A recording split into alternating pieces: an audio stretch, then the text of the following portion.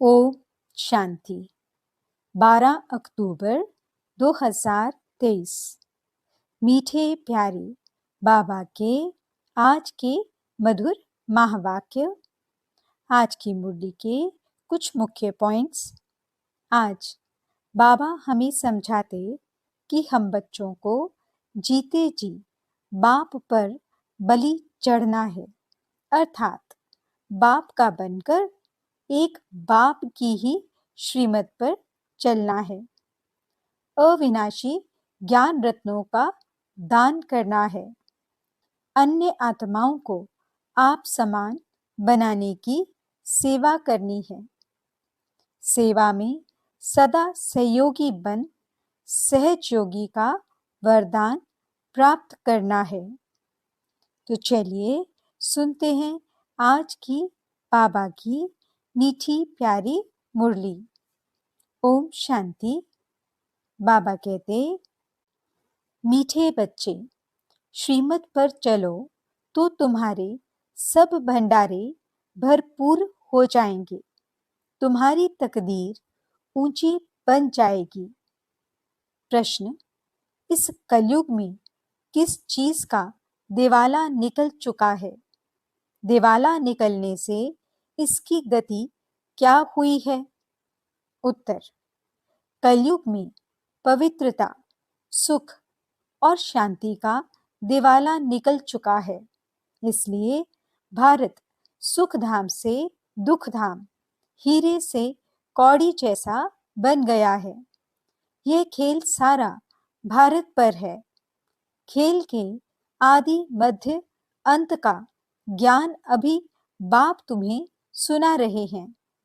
तकदीरवान सौभाग्यशाली बच्चे ही इस ज्ञान को अच्छी रीति समझ सकते हैं। गीत, भोलेनाथ से निराला कोई और नहीं। ओम शांति। भगवानुवाच, कौन सा भगवान? भोलानाथ शिव भगवानुवाच। बाप भी समझाते हैं, टीचर का भी काम है समझाना, सतगुरु का भी काम है समझाना। शिव बाबा को ही सत बाबा भोलानाथ कहा जाता है। शंकर को भोला नहीं कहेंगे। उनके लिए तो कहते हैं, आंख खोली तो सृष्टि को भस्म कर दिया। भोला भंडारी शिव को कहते हैं, अर्थात भंडारा भरपूर करने वाला। कौन सा भंडारा? धन दौलत सुख शांति का। बाप आए ही हैं पवित्रता सुख शांति का भंडारा भरपूर करने। कलयुग में पवित्रता सुख शांति का दिवाला है, क्योंकि रावण ने श्राप दिया हुआ है। सब शोक वाटिका में रोते पीटते रहते हैं।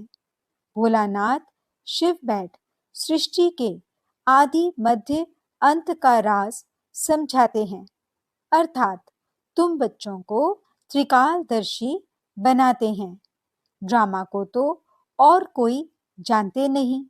माया ने बिल्कुल ही बेसमझ बना दिया है। भारत का ही ये हार जीत दुख सुख का नाटक है। भारत हीरे जैसा सॉल्वेंट था, अब कौड़ी जैसा इनसॉल्वेंट है। भारत सुख धाम था, अब दुख धाम है। भारत हेवन था, अब हेल है। हेल से फिर हेवन कैसे बनता है? उसके लिए आदि मध्य अंत का ज्ञान सिवाय ज्ञान सागर के कोई समझा न सके। यह भी बुद्धि में निश्चय होना चाहिए। निश्चय उनको होता है जिनकी तकदीर खुलनी होती है, जो सौभाग्यशाली बनने वाले हैं। दुर्भाग्यशाली तो सब हैं ही। दुर्भाग्यशाली माना तकदीर बिगड़ी हुई है, भ्रष्टाचारी हैं।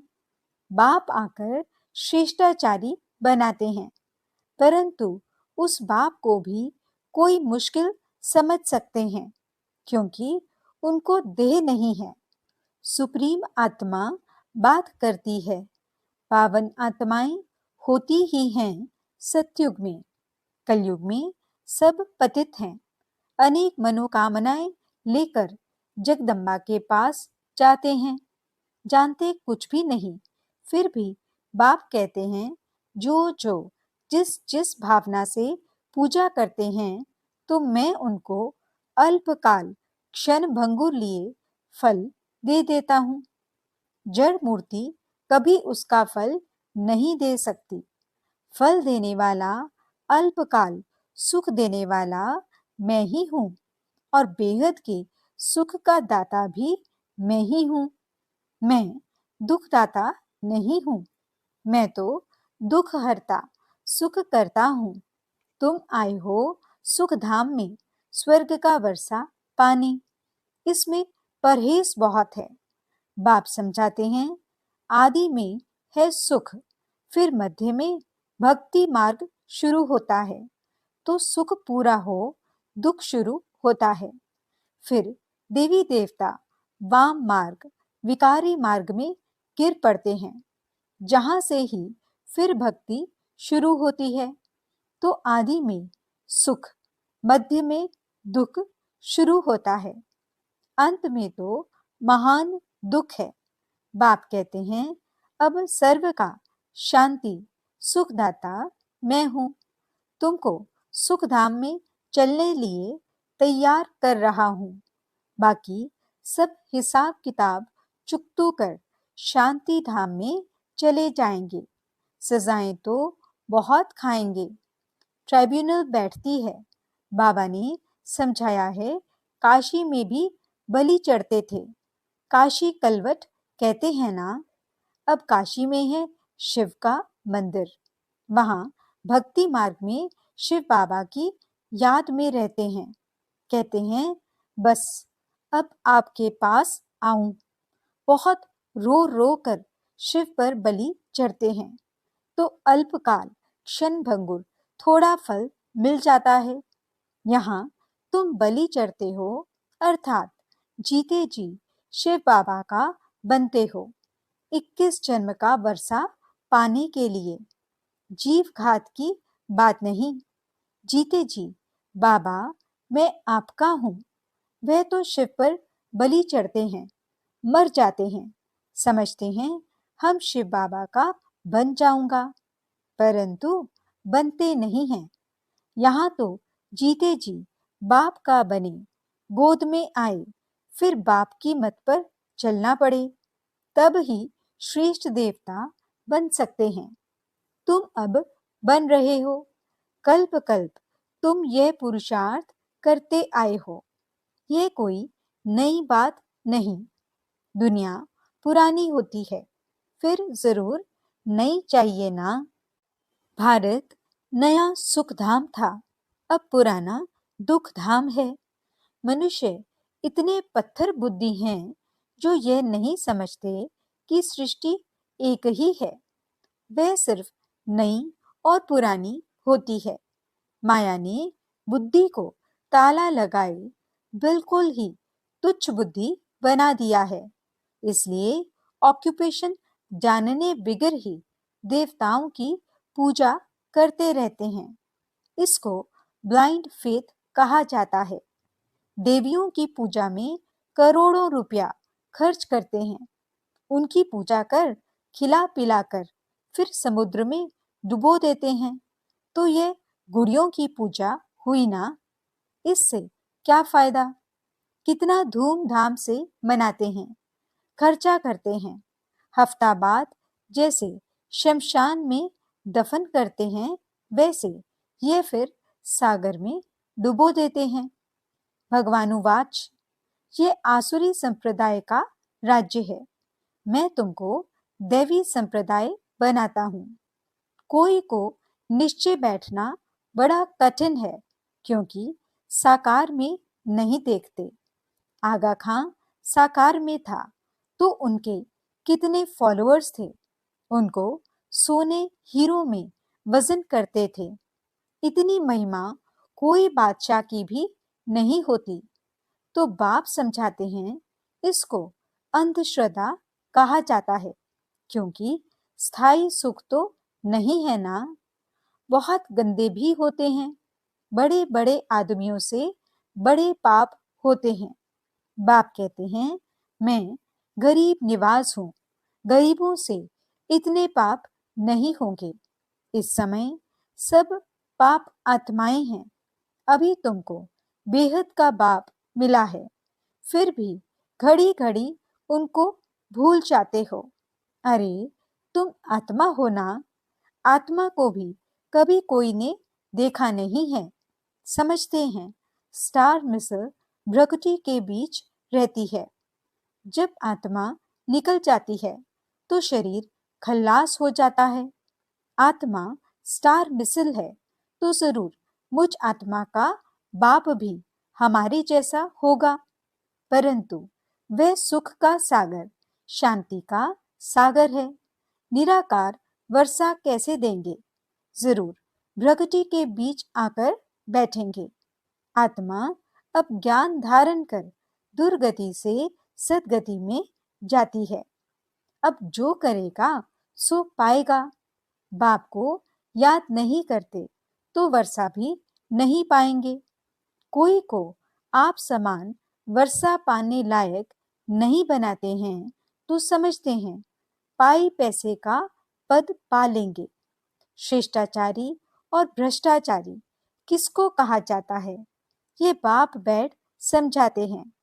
भारत में ही शिष्टाचारी देवताएं होकर गए हैं, गाते भी हैं हेवनली गॉड फादर, परंतु जानते नहीं हैं कि हेवनली गॉड फादर कब आकर सृष्टि को हेवन बनाते हैं। तुम जानते हो सिर्फ पूरा पुरुषार्थ नहीं करते हो, वह भी ड्रामा अनुसार होना है, जितना जिसकी तकदीर में है। बाबा से अगर कोई पूछे तो बाबा झट बता सकते हैं कि इस चलन में अगर तुम्हारा शरीर छूट जाए तो यह पद पाएंगे, परंतु पूछने की भी हिम्मत कोई नहीं रखते हैं। जो अच्छा पुरुषार्थ करते हैं वह समझ सकते हैं हम कितने अंधों की लाठी बनते हैं। बाप भी समझ जाते हैं यह अच्छा पद पाएंगे। यह बच्चा कुछ भी सर्विस नहीं करता तो वहां भी दास दासी जाकर बनेंगे। झाड़ू आदि लगाने वाले, श्री कृष्ण की पालना करने वाले, महारानी का श्रृंगार करने वाले दास दासियां भी होते हैं ना? वह हैं पावन राजाएं, यह हैं पतित राजाएं। तो पतित राजाएं पावन राजाओं के मंदिर बनाकर उन्हों की पूजा करते हैं, जानते कुछ भी नहीं। बिरला मंदिर कितना बड़ा है, कितने लक्ष्मी नारायण के मंदिर बनाते हैं, परंतु जानते नहीं कि लक्ष्मी नारायण कौन है, फिर उनको कितना फायदा मिलेगा। अल्पकाल का सुख, जगत अम्बा के पास जाते हैं, ये थोड़े ही जानते कि यह जगत अम्बा ही लक्ष्मी बनती है। इस समय तुम जगत अम्बा से विश्व की सब मनोकामनाएं पूरी कर रहे हो, विश्व का राज्य ले रहे हो। जगत अम्बा तुमको पढ़ा रही है, वही फिर लक्ष्मी बनती है, जिससे फिर वर्ष वर्ष भीख मांगते हैं। कितना फर्क है।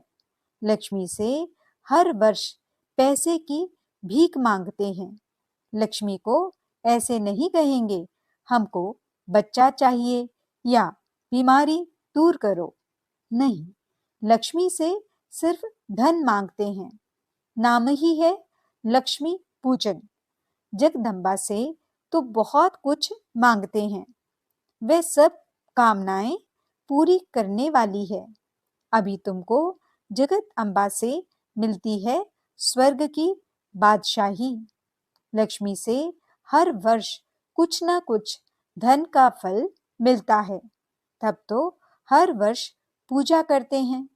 समझते हैं धन देने वाली है, धन से फिर पाप करते रहते, धन प्राप्ति के लिए भी पाप करते हैं।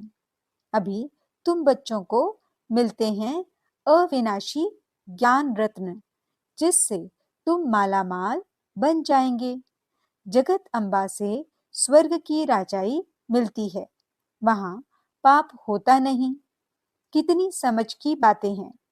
कोई तो अच्छी रीति समझते हैं, कोई तो कुछ समझते नहीं हैं, क्योंकि तकदीर में नहीं है। श्रीमत पर नहीं चलते तो श्रेष्ठ थोड़े ही बनेंगे, फिर पद भ्रष्ट हो जाता है। सारी राजधानी स्थापन हो रही है, यह समझना है। गॉड फादर हेवनली किंगडम स्थापन कर रहे हैं, फिर भारत हेवन बन जाएगा। इसको कहा जाता है कल्याणकारी युग। यह है बहुत से बहुत 100 वर्ष का युग, और सभी युग 1250 वर्ष के हैं। अजमेर में वैकुंठ का मॉडल है, दिखलाते हैं स्वर्ग कैसा होता है। स्वर्ग तो जरूर यहाँ ही होगा ना। थोड़ा भी सुना तो स्वर्ग में आएंगे, परंतु पढ़ेंगे नहीं तो जैसे भील हैं। प्रजा भी नंबरवार होती है ना, परंतु वहां गरीब साहूकार सुख सबको रहता है। यहाँ तो दुख ही दुख है। भारत सतयुग में सुख धाम था, कलयुग में दुख धाम है। ये वर्ल्ड की हिस्ट्री ज्योग्राफी रिपीट होनी है। गॉड एक है, वर्ल्ड भी एक है। नए वर्ल्ड में पहले है भारत। अभी भारत पुराना है, जिसको फिर नया बनना है। ये वर्ल्ड की हिस्ट्री ज्योग्राफी जैसे रिपीट होती रहती है, और कोई इन बातों को नहीं जानते। सब तो एक जैसे नहीं होते हैं। मर्तबे तो वहां भी रहेंगे। वहां सिपाही लोग होते नहीं, क्योंकि वहां डर होता नहीं। यहाँ तो डर है, इसलिए सिपाही आदि रखते हैं। भारत में टुकड़े टुकड़े कर दिए हैं। सतयुग में पार्टीशन होता नहीं। लक्ष्मी नारायण का एक ही राज्य चलता है। पाप कोई होता नहीं। अब बाप कहते हैं, बच्चे मेरे से सदा सुख का वर्षा लो, मेरी मत पर चलकर। सदगति का मार्ग एक ही बाप दिखाते हैं। यह है शिव शक्ति सेना, जो भारत को स्वर्ग बनाती है। यह तन मन धन सब इस सेवा में लगाते हैं। उस बापूजी ने क्रिश्चियन को भगाया, यह भी ड्रामा में था, परंतु उनसे कोई सुख नहीं हुआ। यह मिलेगा, यह होगा। मिलना है सिर्फ बाप से, बाकी ये तो सब खत्म हो जाएगा। कहते हैं बर्थ कंट्रोल करो, उसके लिए माथा मारते रहते हैं, होगा कुछ भी नहीं। अभी थोड़ी लड़ाई शुरू हो जाए तो फेमिन पड़ जाएगा, एक दो में मारा मारी हो जाएगी। अच्छा, मीठे मीठे सिकिलदे बच्चों प्रति माता पिता बाप दादा का याद प्यार और गुड मॉर्निंग। रूहानी बाप की रूहानी बच्चों को नमस्ते। हम रूहानी बच्चों की रूहानी बाप दादा को दिल व जान सिख व प्रेम से नमस्ते नमस्ते नमस्ते जी। गुड मॉर्निंग बाबा, शुक्रिया बाबा। धारणा के लिए मुख्य सार। पहला पॉइंट, जीते जी बाप पर बलि चढ़ना है, अर्थात बाप का बनकर बाप की ही श्रीमत पर चलना है। आप समान बनाने की सेवा करनी है। दूसरा पॉइंट, अविनाशी ज्ञान रत्नों का दान कर जगदम्बा समान सर्व की मनोकामनाएं पूर्ण करने वाला बनना है। वरदान, सेवाओं में सदा सहयोगी बन सहज योग का वरदान प्राप्त करने वाले विशेषता संपन्न भव। ब्राह्मण जीवन विशेषता संपन्न जीवन है। ब्राह्मण बनना अर्थात सहज योगी भव का वरदान प्राप्त करना, यही सबसे पहला जन्म का वरदान है। इस वरदान को बुद्धि में सदा याद रखना। यह है वरदान को जीवन में लाना। वरदान को कायम रखने की सहज विधि है सर्व आत्माओं के प्रति वरदान को सेवा में लगाना। सेवा में सहयोगी बनना ही सहज योगी बनना है। तो इस वरदान को स्मृति में रख विशेषता संपन्न बनो। स्लोगन: अपने मस्तक की मणि द्वारा स्वयं का स्वरूप और श्रेष्ठ मंजिल का साक्षात्कार कराना ही लाइट हाउस बनना है। अच्छा, ओम शांति।